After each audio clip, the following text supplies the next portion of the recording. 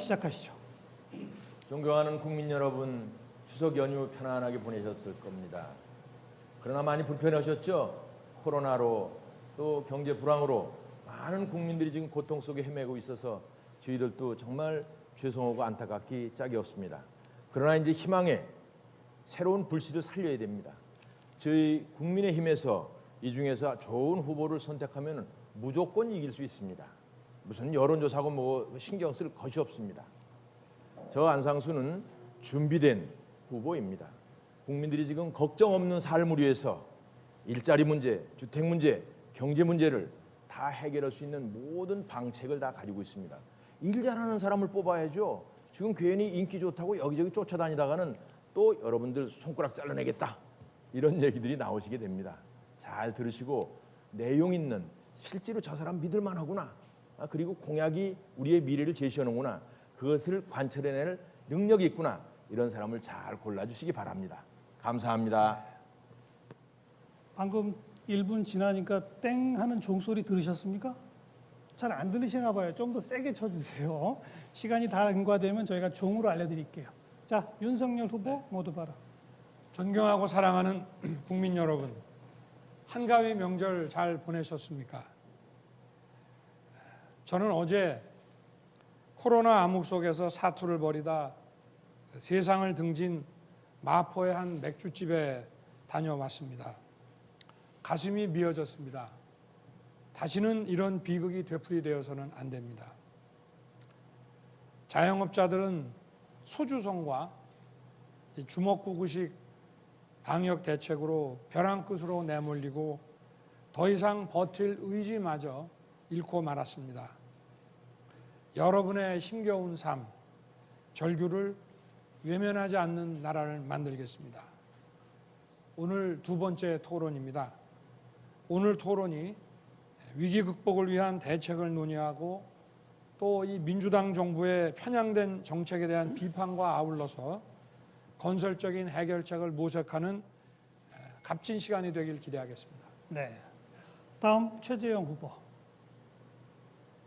존경하는 국민 여러분, 지난 4년여 동안 얼마나 속 터지고 힘드셨습니까? 문재인 정권이 무너뜨린 공정과 법치를 다시 살리고 비정상 국가를 정상 국가로 다시 세우기 위해서는 새로운 리더십이 필요합니다. 서로 이해하고 배려하는 공동체, 다양한 갈등을 잘 조정해내는 정치, 자유와 창의가 존중되고 인간의 존엄과 가치가 지켜지는 새로운 대한민국을 만들어 나가야 합니다. 보스는 권위에 의존하고 지도자는 선의에 의존한다고 합니다. 보스는 겁을 주지만 지도자는 희망을 준다고 합니다. 제가 여러분을 섬기는 지도자가 되겠습니다. 통합의 리더십, 소통의 리더십으로 국민 여러분의 이야기에 귀 기울이고 대한민국의 구석구석을 치유하여 국민 여러분께 희망을 되돌려드리겠습니다. 감사합니다. 다음 하태경 후보. 예, 국민 여러분 안녕하십니까. 하태경입니다. 최근에 가장 인기 있는 유행어 제가 한 말씀 드리겠습니다. 화천대유 꼭 하십시오. 천하동인까지 하면 금상첨화입니다. 그리고 이번 추석 연휴 기간에 영화 아수라 보셨습니까? 혹시 아십니까? 그 성남시와 이름이 비슷한 안남시 시장이 조폭들과 결탁해서 부정비리를 저지르는 영화입니다. 제 생각엔 이번 대선은 아수라의 진실을 밝히는 선거가 될 것 같습니다. 이런 불공정한 사기극 대한민국에서 뿌리 뽑아야 됩니다. 반드시 심판을 해야 됩니다. 우리 국민은 지난 보궐선거에서 LH 사태 심판했습니다. 이번 대선에서는 아수라의 부동산 특혜비리 반드시 심판해야 됩니다. 토론에 강한 후보, 잘 준비된 후보, 하태경 반드시 4강에 올려주십시오. 네. 다음 홍준표 후보. 네. 국민 여러분, 추석 잘 보내셨습니까? 5년 전 처음 탄핵 대선에 나올 때는 경남지사로 있다가 차출돼서 나오는 바람에 전혀 아무런 준비도 할 수 없었습니다. 당은 지지율 4%로 괴멸당했고 우리가 모시던 대통령은 탄핵으로 파면되고 구속까지 되었습니다. 그 와중에서 괴멸된 당을 살리기 위해서 정말 동분서주했습니다. 당은 살렸으나 1년 뒤 다시 위장평화 대선의 지방선거의 바람으로 또다시 참패를 했습니다. 모두가 다 제 잘못입니다. 그 이후로 4년 동안 다시 정권 탈환을 위해서 대선 준비를 했습니다. 이번에는 철저하게 준비해서 반드시 정권 탈환하도록 하겠습니다. 감사합니다. 다음 황교안 후보. 존경하는 국민 여러분, 그리고 당원 동지 여러분, 추석 명절은 잘 보내셨습니까? 추석 기간 동안에 다양한 분들을 만났습니다. 추석 민심의 관심은 부정선거와 그리고 성남, 대장동 게이트였습니다. 부패한 정부, 무너지는 정부에 대해서 국민들께서 분노하셨습니다. 이 악패를 청산하고 민생을 되살리고 국정을 다시 살려내야 하겠습니다. 저 황교안이 국민과 함께 대한민국 살려내고 또 민생을 챙겨내겠습니다. 행동하는 정의, 황교안과 함께 해주시기 바랍니다. 감사합니다. 네, 다음은 원희룡 후보. 존경하는 국민 여러분, 이번 추석 명절에 화천대유 하셨습니까? 어떤 사람은 성남시청이 수용한 그 토지를 이용해서 5천만 원 투자에 500억이 넘는 1억 천금을 했습니다. 같은 세상에 어떤 자영업자는 보증금 빼서 직원들 월급 주고 유명을 달리했습니다. 이 문재인 정권이 방역 실패의 책임을 소상공인 자영업자에게 넘기는 이런 상황에서 오늘도 자영업자들은 막다른 골목에서 죽어가고 있습니다. 이러한 불공정을 없애고 바닥까지 무너져 내린 민생을 살리기 위해서 우리는 반드시 정권 교체를 해야 되고 정권 교체를 할 수 있는 능력을 국민들 앞에 증명을 해야 합니다. 우리는 원팀이 돼서 정권 교체를 반드시 해내는데 원희룡이 중요한 역할을 하겠습니다. 네, 다음 유승민 후보. 존경하는 국민 여러분, 24년 전 1997년에 IMF 위기가 터졌습니다. 그때 저는 경제학자의 길을 천직으로 알고 있었습니다마는 그 IMF 위기로 수많은 기업과 은행들이 도산을 하고 거리에는 실업자들, 노숙자들, 신용 파탄자들이 마구 쏟아져 나오는 장면을 보고 정치에 뛰어들 결심을 했습니다. 국민들의 먹고 사는 문제 해결하겠다는 그때의 생각은 지금 대통령에 출마하는 지금 생각과 똑같습니다. 저는 잘 사는 나라, 또 강한 대한민국을 꼭 만들고 나라의 두 기둥인 경제와 안보를 튼튼하게 지키는 그런 준비된 후보입니다. 우리 국민의힘 후보가 정말 잘하겠다는 그런 희망을 드려야 국민들께서 우리를 선택하실 것입니다. 저 유승민 준비된 후보로 반드시 여러분의 정권 교체의 꿈 이루어 드리겠습니다. 감사합니다. 네, 8분의 모두 발언 다 들어봤고요. 이제 또 역시 안상수 후보부터 시작해서 6분씩의 1라운드 주도권 토론을 펼치겠습니다. 이번에 이 토론 룰에 세세한 개입을 하지 않고 후보자분들께 최대한 자율권을 드리기로 했습니다. 그래서 그야말로 주도권 토론이니까 그 6분의 시간 동안에 꼭 몇 후보한테 질문해라 이런 것도 없고요. 한 번 발언 시간을 1분으로 제한한다 이런 것도 없습니다. 상대방 답변을 듣다가는 제지하셔도 됩니다. 그러나 꼭 지켜주셔야 할 몇 가지가 있어요. 질문을 빙자해 너무 길게 혼자 말씀하시는 거 좀 자제해 주시기 바라고요. 마지막 한 30초 정도는 남겨두고 질문을 끝내셔야지 질문을 끝내는 걸 5초 남겨두고 끝내시면 질문 받은 사람이 답변할 시간이 없어요. 그럼 그렇게 되면 불가피하게 제가 한 30초씩 더 시간을 드릴 수밖에 없거든요. 최소한 30초 전에는 질문을 마무리해 주시기 바란다는 점 꼭 이해해 주시고요. 우리 안상수 후보가 좀 모범적으로 주도권 토론을 좀 펼쳐주시기 바랍니다. 모범적인 자신. 시작하시죠. 제가 어저께 대장동에 좀 갔다 왔습니다. 대장동 이렇게 돼 있는데 아주 요지예요. 수도권에서. 제가 전문가 아닙니까? 제가 인천에 시장으로 있을 때 아주 개발을 많이 했던 경험을 가졌습니다. 우리 전두환 전 대통령은 전 재산이 29만 원이라고 그래서 국민들이 우롱당했다고 그랬는데 이재명은 29만 평을 가지고 국민들을 우롱을 했습니다.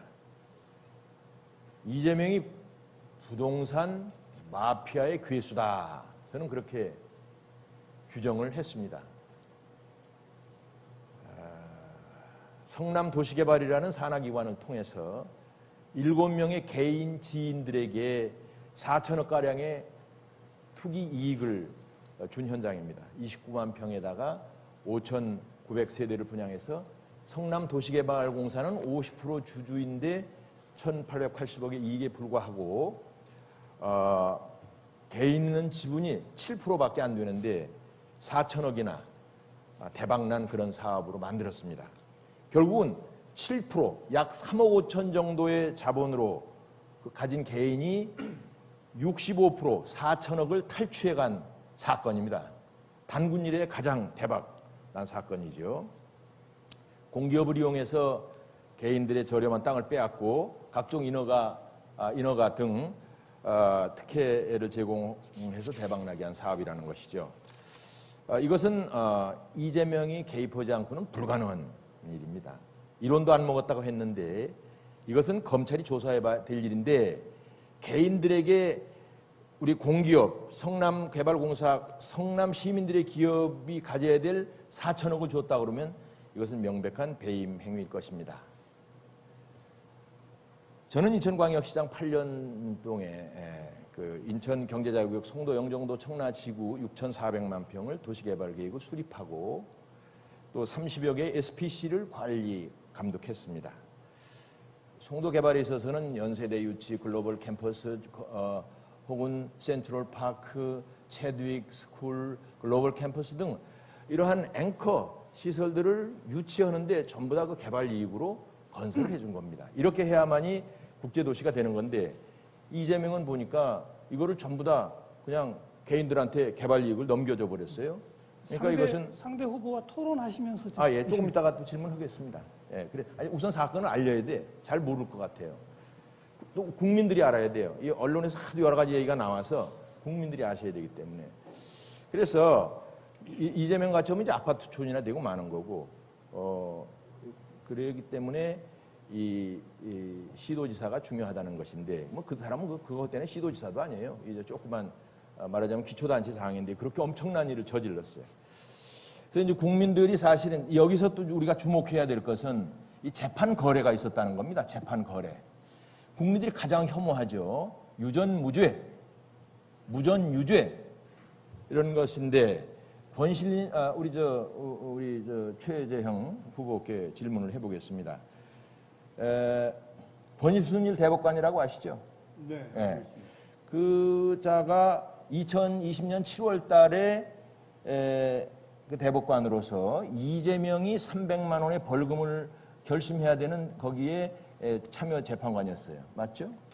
네, 언론에 네. 그렇게 예. 보도된 걸 알고 있습니다. 그 사실을 그렇게 말씀하시면 되나? 저 기자들한테 얘기하는 식으로 하면 안 되지. 아무튼 그래서 그랬는데 300만 원이 보통은 이제 대법원에 가면 통과가 되는 겁니다. 보통. 그렇게 되면 이재명이 뭐 대통령 후보는커녕 아예 이 경기지사도 그때 딱 모가지가 떨어지는 거죠. 그런데 그때 이제 파기환송이 됐어요. 그런데 공교롭게도 보니까 이게 5대 7인데 이 권순일 재판관이 이재명을 살려주는 쪽으로 투표를 한 거예요. 그래서 결국은 이제 무죄가 돼가지고 지금 뭐 대통령 후보라 합시고 다니고 이제 있는데 공교롭게 보니까 그해 2020년 7월 달에 그 재판이 있었는데 그해 11월 달에 보니까 이 권순일이라는 사람이 바로 화천대유 이름도 아주 잘 전했어요. 화천대유라는 데 고문으로 갔더라고요. 그 화천대유가 바로 우리가 추정컨대 이재명이가 4천억 이상의 특혜를 준 그런 기업이라고 보는 건데 거기에 고문으로 가서 또 거기서 뭐 최소한 2억 원을 받았어요. 1년도 안 돼서. 근데 이런 것에 대해서 우리 최 후보께서는 판사 출신으로 아주 고매한 우리 존경받는 감사원장도 했는데 평가를 하시고 이 사람을 어떻게 아까 취재를 해야 될지 한번 간단하게 말씀을 좀 해보시죠. 30초 남아 있습니다. 네. 결과적으로는 지금 관련된 사건으로 보여지는 그러한 업체 고문으로 가신 걸로 되어 있습니다. 그러나 그 고문으로 간 경위나 또 아직 그 사건의 실체가 정확히 밝혀지지 않아서 이 자리에서 제가 뭐 의견을 말씀드리는 것은 적절치 않은 것 같습니다. 정치인은 이런 때 막 얘기를 해야 돼요. 그래야 인기가 올라가지요. 감사원장 허드시면 안 되죠. 수고하셨어요. 네. 가급적 후보자들 간에 조금 활발한 토론이 이루어지기를 기대해 보겠습니다. 자, 윤석열 후보 6분 주도권 토론 시작하세요. 저는 그 북핵 대처에 관해서 지금 미국 본토에 있는 그 ICBM을 미국이 사용하는 데 있어서 저희들의 그 한미의 그 강력한 그 동맹 체제를 바탕으로 해서 ICBM을 사용하는데 우리의 그 관여 그 절차와 그 협의 그 과정을 좀 더 강화시켜 나가야 되겠다라고 해서 확장 억제를 강화해야 된다고 제 입장을 발표를 했습니다.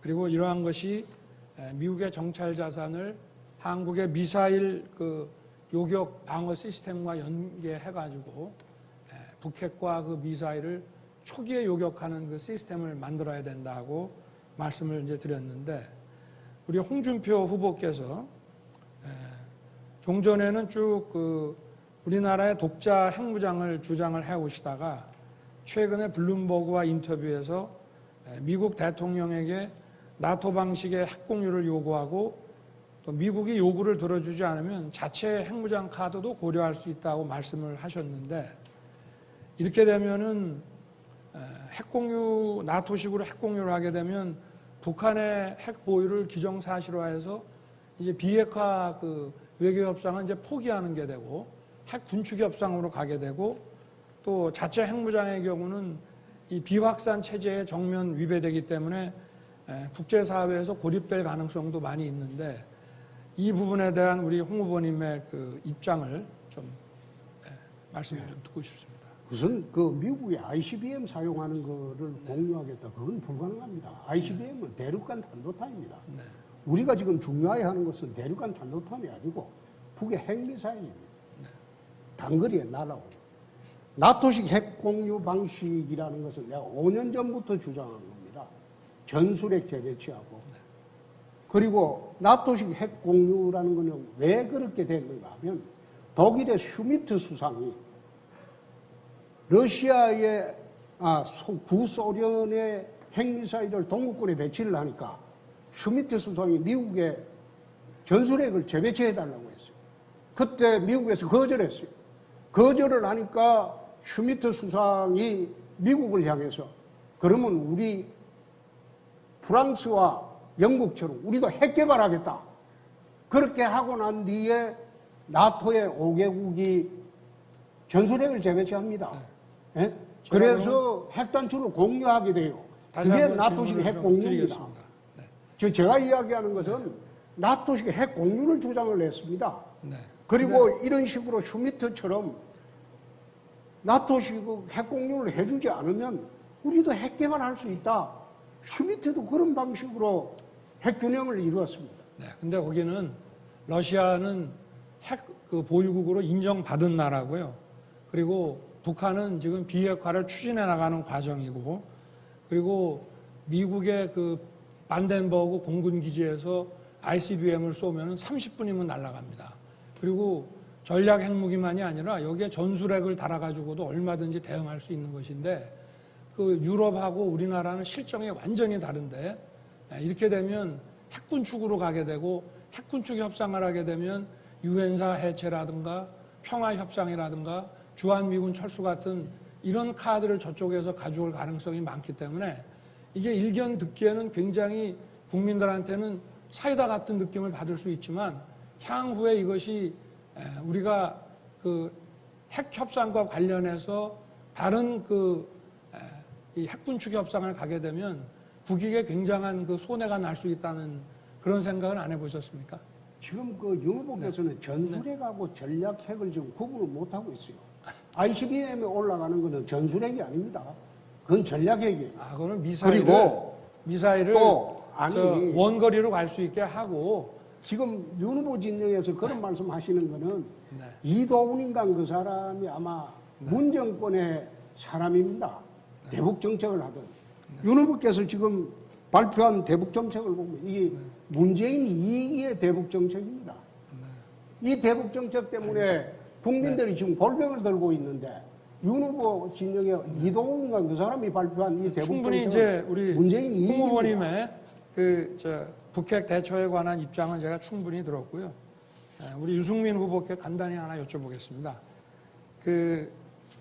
과거에 2007년에 박근혜 후보의 핵심 경제 참모로서 줄푸세를 주장하셨고 이게 굉장히 자유주의적인 그런 정책이었고 그다음에 2015년에는 중부당 중복지 또 2016년에는 사회적 경제 기본법을 발의하시고 2017년 대선에 출마하실 때는 문재인 후보보다 더 급진적인 최저임금과 비정규직의 정규직화에 대해서 말씀을 하셨습니다.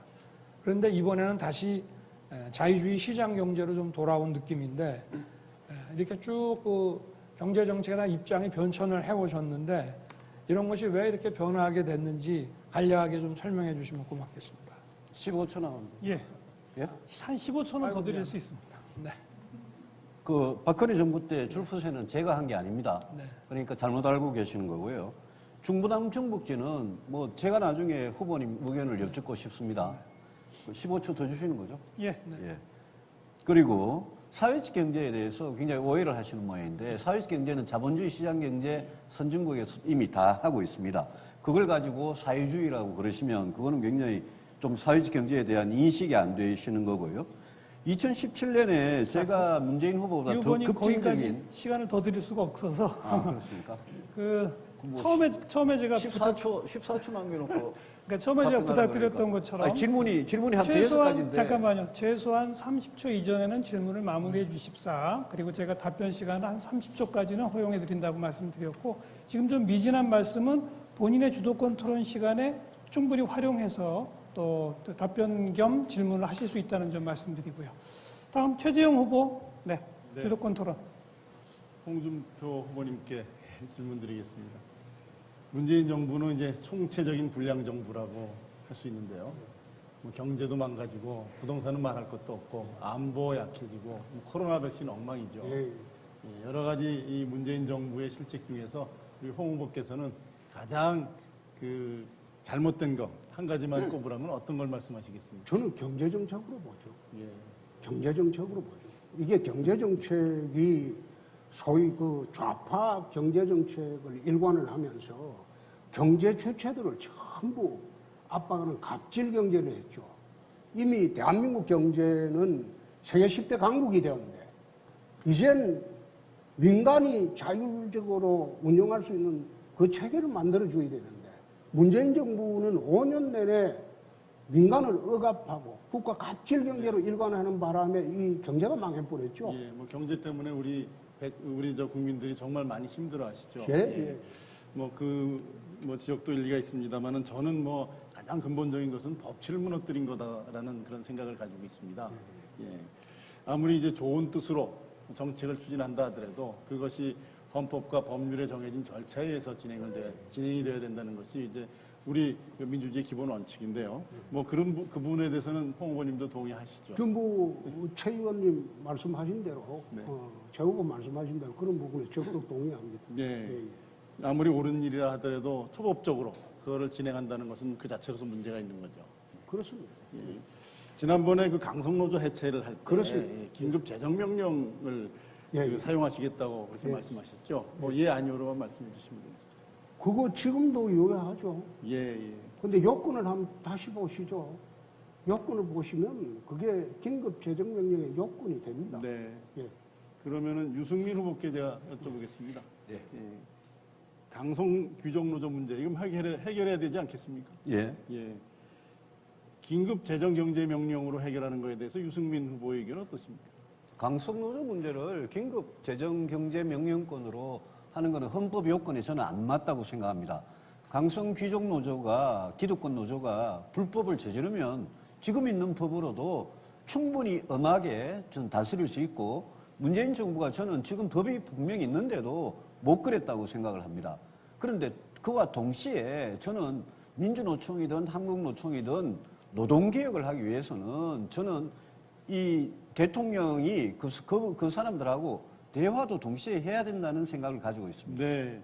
뭐 유승민 후보님의 말씀에 저도 전적으로 동의를 하고요. 예. 그 강성 귀족노조 반드시 해결해야 되는데 그건 헌법과 법률에 정해진 범위 내에서 우리가 해결해야 된다 이런 생각을 하고 있습니다. 특히 이제 강성 노조의 불법 파업과 관련해서는 파업 시에 대체 근로를 허용한다든지 또는 그 파업에 참여하지 않은 근로자들의 근로권을 보호하기 위해서 사업장 점거 이런 것은 좀 막아야 된다라는 그런 생각을 가지고 있는데요. 그 가장 기본적인 것은 뭐 지금 말씀하신 것처럼 노사정 합의에서 공론화를 통해서 사회적 합의를 이끌어내서 강성노조의 문제를 해결하는 것이 필요하다 이런 생각을 가지고 있습니다. 이런 면에서 볼 때 우리 홍준표 후보님의 이 긴급 재정경제명령 이거는 좀 초법적인 방식으로서 다시 어떻게 보면 자유민주주의 가치를 좀 훼손하는 그러한 방안이라고 저는 뭐 생각을 합니다. 그래서 오히려 문제 해결이 아니라 오히려 문제를 좀 어렵게 만들 수 있다. 뭐 이런 생각을 가지고 있습니다. 예. 그리고 홍준표 후보님께 다시 한번 여쭙겠습니다. 예. 이재명 지사를 경기도 차베스라고 말씀하신 적이 있으십니까? 예. 이유가 적절하죠. 근데 홍 후보님 말씀하시는 거 보면은 예. 국민들의 어떤 그 지지를 얻기 위해서 이런 좀 지나친 법의 범위를 넘는 그런 말씀들을 좀 하시는 것 같은데 뭐 그런 면에서는 뭐 상대방의 이재명 후보와 좀 닮았다 이렇게 생각하지 않으세요? 이재명 후보하고 저는 기본적으로 틀리죠. 그거는 파퓰리스트고 저는 그런 공약은 안 하죠. 예. 그래서 우리에게 지금 필요한 지도자는 뭐 법치를 잘 지킬 수 있는 그런 지도자, 그런 지도자가 우리에게 필요한 지도자가 아닌가 생각합니다. 예. 오히려 이재명 후보가 나오면 저처럼 이제 파이터가 싸워주는 게 훨씬 낫겠죠. 윤석열 후보께 질문하겠습니다. 그 문재인 대통령이 이제 유엔 총회 기조연설에서 종전선언 말씀을 하셨어요. 남북미 3자 또는 남북미 중 4자의 모여서 종전선언을 함께 선언하기를 제안한다 이렇게 발언을 하셨는데 이 종전선언의 이 문재인 대통령의 종전선언 발언에 대해서 윤 후보는 어떻게 생각하십니까? 저는 그 비핵화를 전제로 한 그 평화협정이 아니라 그 중에서 일부만 떼가지고 이 종전선언이라는 것을 하는 것은 이건 정치적인 선언에 불과한 것이고 결국은 이게 유엔사 해체와 일본에 지금 전개되어 있는 7개의 후방 기지를 무력화해가지고 북이 우리에게 도발했을 때 즉각적인 대응을 할 수 없도록 하는 굉장히 위험한 그런 문제가 있는 것이라고 생각합니다. 네, 뭐 저도 같은 생각이고요. 대선 앞둔 국내 정치적 메시지다라는 생각은 참 어떻게 보면은 이 정치적인 그러한 수사다라는 생각을 하고 있습니다. 예. 네, 후보자 간의 토론이 점점 활발해지고 있는 것 같아 좋습니다. 하태경 후보 다음 6분 주도권 토론. 예, 저는 먼저 윤 후보님. 윤 후보님 지금 가장 강조하는 가치가 공정과 상식 아닙니까? 그죠? 근데 최근 발언들을 쭉 보면 공정과 상식을 스스로 허물어뜨리는 발언들이 꽤 많아요. 예를 들어서 얼마 전에 그 인터넷 매체 비하 발언 논란, 인터넷 매체 비하 발언 논란이 있을 때도 제가 보니까 언론을 덩치로 평가하더라고요. 메이저 언론과 그 인터넷 매체를 구분하고 인터넷 매체 이용하지 말고 메이저 언론을 통해서 나를 공격해라. 근데 이렇게 덩치로 언론을 평가하는 이 잣대, 머릿속 잣대가 공정한 언론관이라고 생각하십니까? 그거는 인터넷 매체를 비하한 게 아니라 정치 공작을 하는데 그런 매체들을 사용하지 마라. 그런데 그때 그런 뜻이죠. KBS, MBC에 차라리 내라. 네. 근데 지금 KBS, MBC가 가장 불공정한 언론 중 하나예요. 아니 그러니까요. 제가 그러니까 그런 친여 매체를 즉시 동원을 하지 왜 그렇게 자그마한 그런 매체들을 공작에 활용하느냐. 그러니까 매체를 크고 작고 구분하는 것 자체가 제가 볼 때 이게 불공정한 생각이에요. 그래서 그걸 제가 고치셔야 돼요. 오해가 있을 부분에 대해서는 좀 제가 말씀을 드렸는데 나쁜 데 쓰지 말라는 뜻이었습니다. 근데 그것도 나중에 이제 변명을 하시는 것도 그것도 저는 공정인가. 왜냐하면은 본인 실수가 부분적으로 있어요. 물론 진위가 왜곡된 면도 있겠지만 본인 실수가 있는데 전달이 잘못됐다. 전달한 언론을 또 비판하세요. 이건 윤 후보님이 그렇게 지금 칭송하던 공정은 아니지 않나요? 아니 그래서 제가 오해 소지가 있는 부분에 대해서는 제가 그거는 그 인터넷 매체에 대해서 그 사과를 제가 했습니다. 네. 그래서 앞으로 좀 그 조심하시고요. 네. 공정과 상식을 허무는 더 큰 실수를 하신 게 또 있어요. 뭐냐면 지난 토론에 황교안 후보님이 4.15 총선 부정선거 가능성 물으니까 네. 의문이 있다. 검토해보겠다. 저 같으면요. 일고에 검토할 가치도 없다. 네. 그게 상식적인 판단 아닙니까? 아니 윤 후보님 그 의문이 있다는 그 발언 때문에 우리 당 전체가 네. 부정선거 음모론을 쫓아가는 정당으로 지금 치부돼 버렸어요. 네. 당 전체 이미지가 훼손됐는데 그 책임감 안 느끼세요? 글쎄, 하여튼 뭐 검토는 저는- 해보셨어요? 부정선거인지 아닌지. 아니요 검토를 할 수는 없는데 지금 우리 황교안 후보께서 그 동의를 구하는 말씀을 하셨기 때문에 저는 나도 좀 이상하긴 했지만 명확한 증거가 없지 않느냐 그렇게 말씀을 드린 것이거든요. 그러니까 그런 식으로 애매하게 두리뭉실하게 하면 리더 자격이 없어요. 왜냐? 부정선거란 건 엄청난 거거든요. 법치를 무너뜨리고 민주주의를 무너뜨리는 것인데 이런 우리의 국기를 혼란시키는 이런 발언에 대해서 명확하게 그건 사실이 아니다. 그럴 가능성이 전혀 없다라고 끊지 않으면 누구나 저 사람은 일견 동조하는 거 아니야? 이런 의심을 할 수밖에 없는 거죠. 그래서 제가 문제 삼는 거는 공정과 상식이라는 건 평소 몸에 체질화돼서 우러나와야지 몸에 배어있지도 않고 슬그머니 얹혀져 있는 이런 상태다. 저런 준비 상태로는 대선 나가면 필패다. 이런 지금 제가 조언을 드리는 거고요. 정말 저는 창피했어요. 이런 음모론에 우리 당이 휘말려야 되겠습니까? 최 후보님도 음모론에 휘말리신 거 아니에요? 뭐 글 올렸다가 삭제했는데 뭐 삭제하셨어요? 저는 그런 의미로 올린 거야. 아닙니다. 근데 왜 삭제하셨어요? 선거 관리의 공정성이라는 것은 이제 우리 대의민주주의에서 가장 중요한 가치인데 많은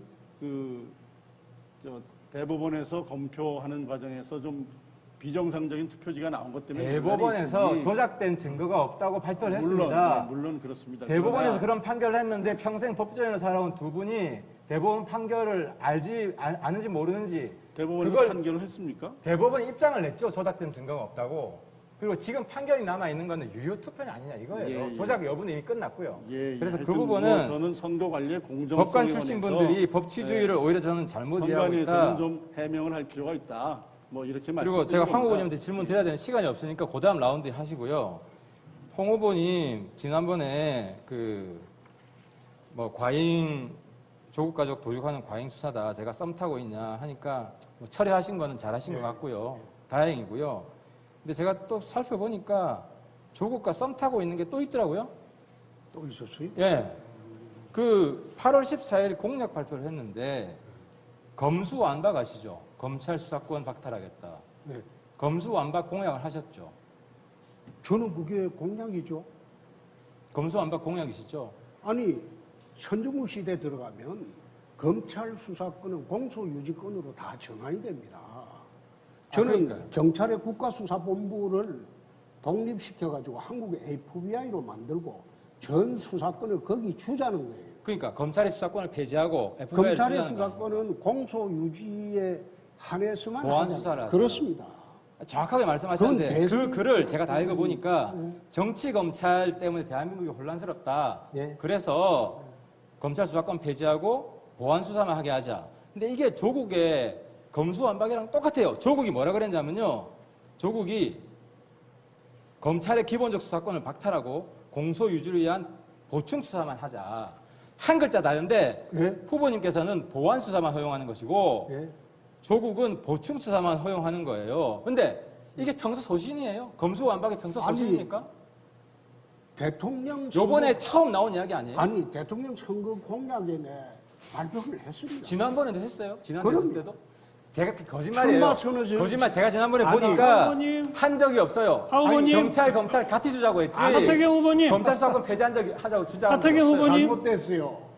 그거 내 7대 공약에 다 들어가 있어요. 국민들이 보고 하태경 알고 후보님. 거짓말인지 알게 될 겁니다. 다시 보고 지금 하태경 후보님은 이제 발언 중지하시고 예. 홍준표 후보 혹시 필요하시면 한 20초 더 쓰셔도 됩니다. 이제 제가 할 차례입니까? 그냥 바로 시작하실래요? 그럼 바로 이제 시작하시죠. 지금 시작할게요. 주도권 토론. 예, 6분 주도권 토론. 자, 윤석열 후보님, 아까 전략핵하고 전술핵하고 지금 구분을 못 하시는데, 전략핵이라는 것은 ICBM 위에 들어가는 거대한 핵폭탄입니다. 그리고 전술핵이라는 것은 소규모 핵폭탄이에요. 이거는 핵가방도 있고 소형 미사일도 있고 F-35 같은 비행기에 실어나가서 떨어뜨리는 그게 전술핵입니다. 그래서 지금 그 구분이 안 되니까 지금 헷갈리는 아니요, 것이고. 그게 아니고 자, 미사일에 그렇고 탑재하는 거는 예, 전술핵도 탑재할 수 있고 예, 또 제가 하나 물어보겠습니다. 규모가 큰 핵도 탑재할 수 예. 있는 겁니다. 네. 제가 하나 물어보겠습니다. LTV가 뭐죠? LTV가 부동산 담보 그 대출 말하죠. 그렇죠. 담보대출 비율. 담보대출 비율이죠. 네. 지난번에 리먼 브라더스 사태 때 그게 어떻게 해서 생기신 게 압니까? 미국의 세계적인 금융위기가 온 리먼 브라더스 사태. 네, 네. 그게 뭐 때문에 온 줄 압니까?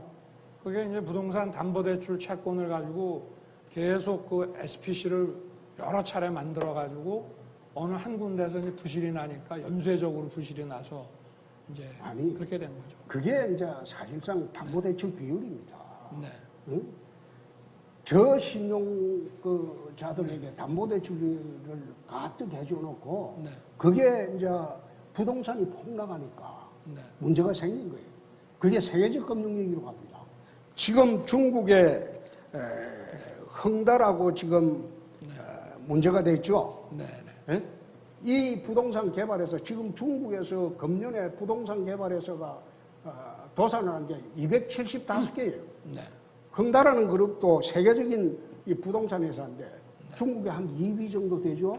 네. 이게 지금 350조 채무로 지금 쓰러지기 일보 직전이에요. 미국도 지금 테이퍼링을 지금 시작했어요. 그럼 아직은 시작 안 부동산이 했죠? 내려갑니다. 네. 그게 한국에도 내려갑니다. 네. 그런데 그것을 LTV를 80%까지 해줘놓고 나중에 과거에 우리 깡통 전세 기억이 있습니다. 거기에 막대한 부실이 생기면 정부가 그 보충을 해줍니까?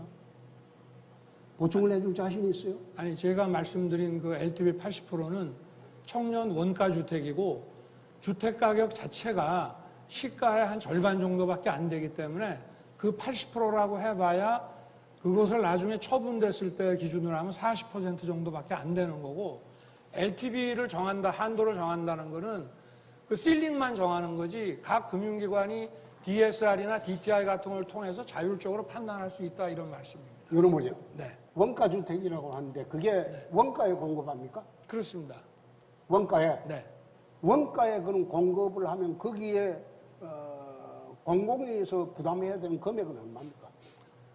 아니 일단 땅도 공공 개발을 해서 땅을 싸게 한 다음에 그걸 가지고 분양을 하고 거기에 들어가는 초기 투자에 대한 금융 비용까지 다 합쳐 가지고 그 원가에 분양을 하면 실제 그 민간 주택의 한 절반 정도의 가격이라고 저희 추산하고 있습니다. 윤 후보님 공약을 보면 정세균, 이낙연, 송영길 또 우리 유승민 후보 공약까지도 짬뽕을 해놨더라고.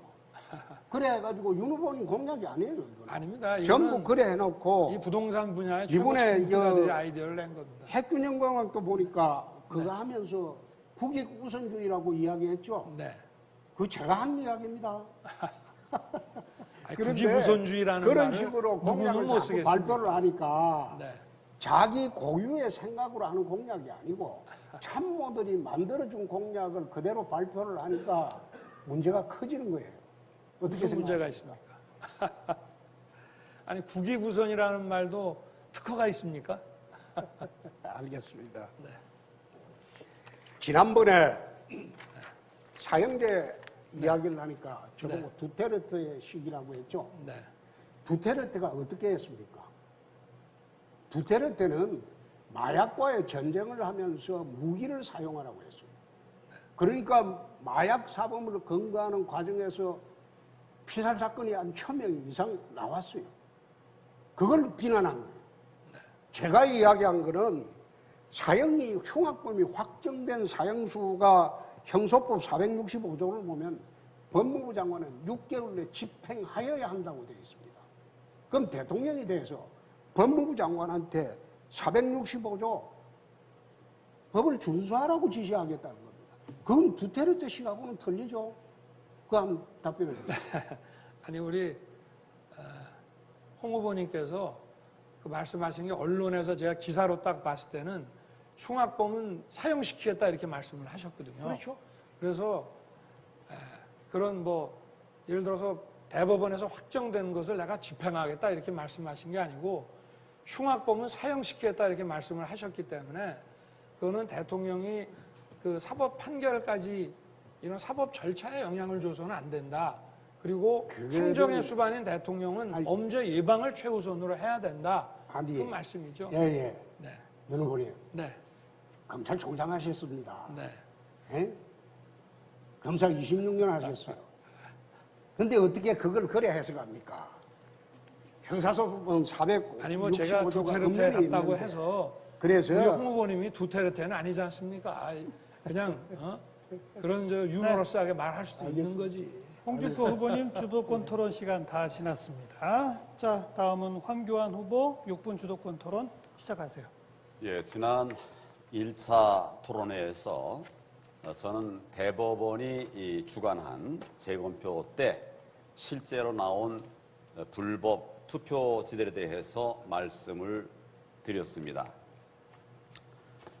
예를 들면 배춧잎 투표지 그리고 일장기 투표지 이걸 좀 이렇게 좀 가까이에서 확대해서 비춰주시면 좋겠습니다. 우리 방송에서 예 그렇습니다. 감사합니다. 그리고 본도로 붙어 있는 투표지 등을 보여주면서 4.15 총선이 총체적 부정선거였다고 제가 말씀을 드렸습니다. 인천 연수울, 경남 양산, 서울 영등포 의뢰 재검표 과정에서 부정선거의 증거물들이 계속 쏟아져 나오자 법원은 급기야 10월 1일로 한 차례 연기했던 청주 상당구 재검표를 아예 내년 대선 이후로 또다시 연기해 버렸습니다. 4.15 총선 이후 120곳 이상에서 선거 소송이 제기되었습니다. 이 자체가 초유의 일입니다. 선거일로부터 180일 이내에 처리해야 하는 선거 사무를 법원이 다른 기관도 아니고 법원이 계속 미루고 있는 것 이건 정말 그 자체가 불법이라고 저는 생각을 합니다. 저는 대한민국에서 가장 오래 선거 사범을 수사했던 전문가입니다. 이런 제가 재검표 현장에 가서 직접 제 눈으로 확인한 쏟아지는 가짜 투표지들을 제가 두 눈으로 똑똑히 보고 확인했습니다. 한 번도 접지 않은 빳빳한 투표지가 최소 30-40%가 됐습니다. 관내 사전투표지 이송 과정에서는 50분이면 될 거리를 여기저기 빙빙 돌아가지고 11시간 30분 만에 도착했다고 하는 이런 엉터리 기록도 있습니다. 또 선거인 수보다 투표수가 더 많이 나온 것도 여러 곳 있습니다. 선거인 명부 역시 엉터리였습니다. 이미 돌아가신 많은 분들의 이름이 선거인 명부에 버젓이 적혀 있습니다.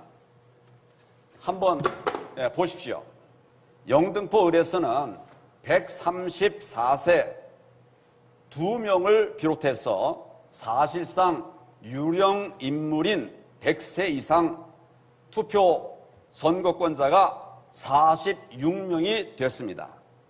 이러한 명백한 증거들에 입각해서 저는 중앙선관위가 4.15 부정선거를 주도했으며 또 대법원이 증거인멸에 앞장서고 있다고 선언했습니다. 우리 최재형 후보님께 여쭙겠습니다. 어제 최 후보께서는 페이스북에 4.15 총선 사전투표 검증에서 나타난 비정상적 투표용지들에 대해서 중앙선관위원회에 납득할 만한 해명을 촉구하는 글을 올리셨습니다. 솔직히 그 글을 보고 반가웠습니다. 그런데 그 후 얼마 되지 않아서 입장을 바꾸고 또 나중에는 아예 내려버렸습니다. 지난 4.15 부정선거에 대한 후보님의 명확한 입장이 뭔지 말씀해 주시면 고맙겠습니다. 네. 어제 제가 페이스북에 글을 올린 게 두 가지입니다. 하나는 선거 관리의 부실에 관해서 선관위의 납득할 만한 설명을 촉구한 내용이고, 또 하나는 선거 4.15 총선의 특히 사전 투표 관련해서 많은 의문들이 있지만 그렇다고 해서 정권 교체를 바라는 우리 국민들이 결코 투표를 포기해서는 안 된다. 그것이 두 글의 요지입니다. 그런데 다소 표현에 있어서 좀 오해할 수 있는 부분이 있다고 생각이 돼서 그것을 내렸고, 지금 말씀드린 게 저의 입장입니다. 예, 좀 더 분명한 입장을 말씀해 주시면 좋겠다 이런 생각을 합니다. 홍준표 후보님께 묻겠습니다. 이재명 지사의 대장동 사건, 성남시 차원을 넘어서 경기도 또 중앙정부가 모두 관련된 그런 사건입니다. 판교특별회계에 포함해서 공공개발로 다뤄져야 할 것을 이재명 지사의 주도 아래 기존의 공영개발과는 완전히 다른 것으로 변질시켜서 거액을 탈취한 사건입니다. 이재명 후보뿐만 아니라 그 뒤에 이 정권 관련 의혹에 대한 특검이 이루어져야 할 사건이라고 생각합니다. 그래야 사건의 실체를 확인할 수 있다. 저는 이렇게 생각하는데 우리 홍 후보께서는 이 사건에 대해서 어떻게 조사가 가능하다고 생각하시는지 저는 말씀해 당에서 곧 주십시오. 특검으로 제출할 거기 때문에 그게 제출되면 이재명 지사는 본인은 후보 사퇴하겠다, 공직 사퇴하겠다 그러는데 저는 그 사건 제대로 조사하면 이재명 지사는 감옥 갈 겁니다. 그럼 감옥에 가야 합니다. 네, 시간이 다 됐네요. 자, 다음 원희룡 후보 주도권 토론 시작하시죠. 예, 저는 코로나로 온 국민이 어려움을 겪고 있지만 이 과정에서 코로나로 인한 고통도 불평등하게 우리 국민들에게 다가가고 있다고 생각합니다. 이 코로나 재난은 약자에게 더 가혹한 것이죠. 그 중에서도 코로나 방역의 실패가 우리나라의 소상공인, 자영업자, 그리고 이와 연관된 실업자들에게 가장 큰 고통을 안겨주고 있다고 생각합니다.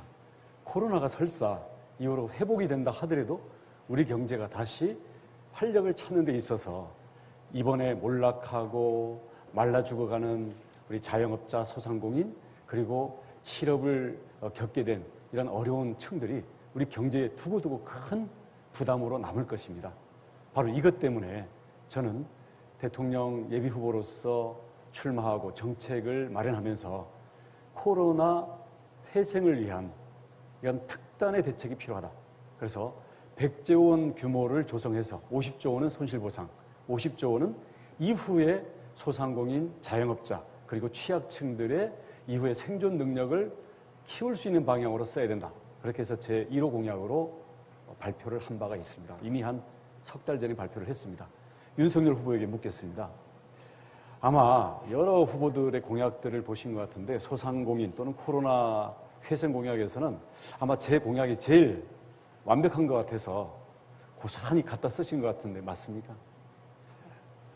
저는 제가 정치 선언을 하기 전부터 자영업 소상공인 문제에 대해서 제가 관심이 아주 많았고요.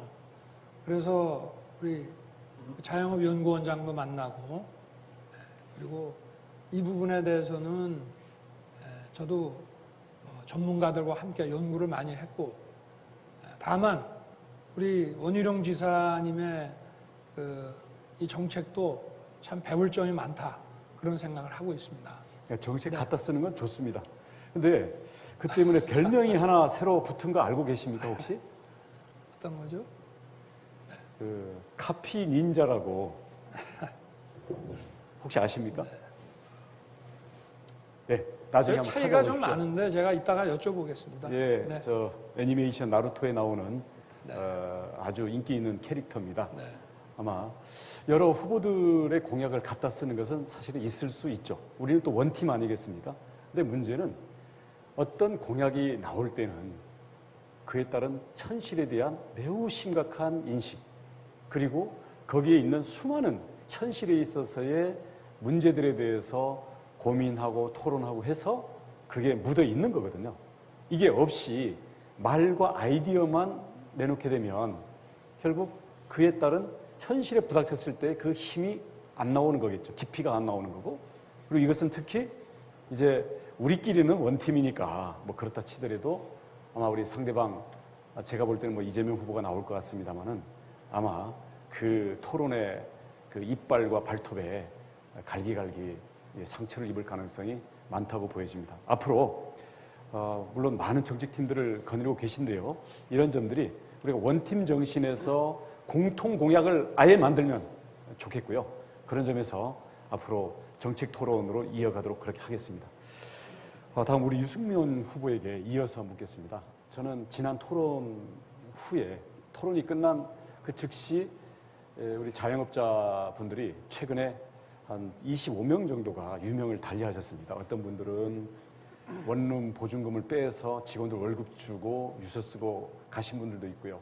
지금도 자영업자들 단톡방에서는 정말 오늘이라도 정리를 하고 싶다라는 글들이 올라오고 있어서 이 사연들을 들으면서는 저는 집에 가서 잠이 안 옵니다. 그래서 그날도 토론 끝나자마자 분향소 차리는 데 가서 경찰들이 막고 있더라고요. 박원순 시장 할 때는 무제한 분향하게 하던 그 경찰이 우리 자영업자들을 탄압하고 있었고, 자영업자들은 경찰만 보면 겁나서 자기들의 정당한 권리도 주장을 못하고 있어서 제가 그날 새벽까지 경찰을 설득하고 또 우리 오세훈 시장하고도 통화하고 이러면서 겨우겨우 분향소는 차렸고, 이후에 3일 동안 저희가 그걸 지켜드렸는데요.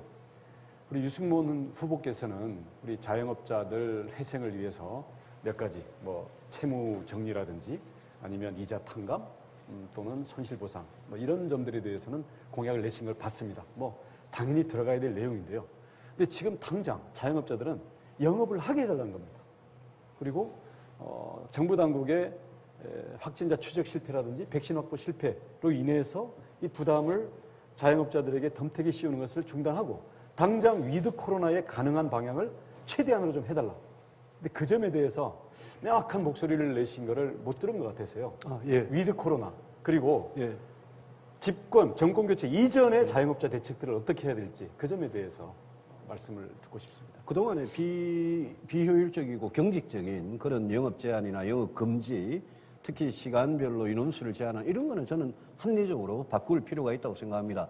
그런데 이제 우리 사회 전반적으로 전부 다 마스크를 벗고 위드 코로나 서양식으로 하는 거는 그거는 아직 백신 접종률을 보면서 하자는 게 제 입장이고, 지금 당장의 영업 제한을 원 후보 말씀하신 대로 바꾸자는 건 동의합니다.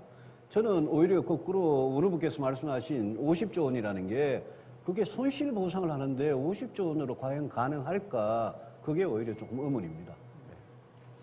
바로 다음 순서가 유승민 후보입니다. 주도권 토론 시작하세요.